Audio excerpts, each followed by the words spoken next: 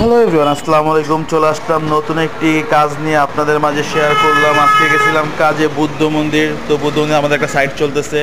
দেখেন মানুষের টাকা থাকলে যা হয়। সাইডের ভিতরে কত কিছু লাগাইছে ওনারা। ঘরে যে গ্লাস যেগুলো দেখতেছেন এগুলো সব আমাদের হাতে লাগানো। তো লাগালাম, যার ফ্ল্যাট তাকে বললাম যে আংটি একটু ভিডিও করি। তো বললো সমস্যা নেই, আপনি ভিডিও করতে পারেন, আপনারা কাজ করছেন তো আপনারা ভিডিও করবেন না তো কী করবে।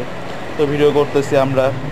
যা আমরা থাই গ্লাসের কাজ করি, তো যত থাই গ্লাস হয় সব আমরা লাগাই। গ্লাসের কাজ যত হয় তো আমরা করি। তো এই যেগুলো দেখেন, এখন যাচ্ছি একটা টয়লেট দেখাবো। টয়লেটে শাওয়ার করছি, শাওয়ার টয়লেটে লাগাইছি।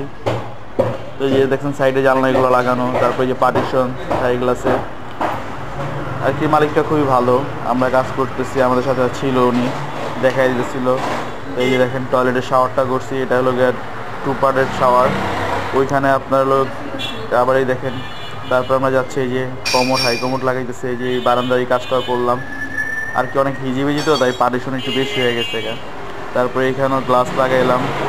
এই পাশে যে একটা জানলা আছে, জানলা লাগাইছি, বারান্দা লাগাইলাম। তারপর এখানে আবার হলো গিয়ে এই যে বোর্ডের কাজ করছে ওনারা। তারপরে আমরা আবার গ্লাস লাগাইছি, এই যে শোপিসে গ্লাসটা লাগাইছি।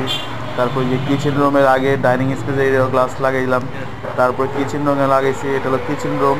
কিচেন রুমে যে থাই জানলা, তারপরে যে দেখেন উপরেও লাগাইছি আমরা গ্লাস আর কি। গ্লাসের কাজ যেখানে হচ্ছে সেখানে আমরা গ্লাসের কাজ করি।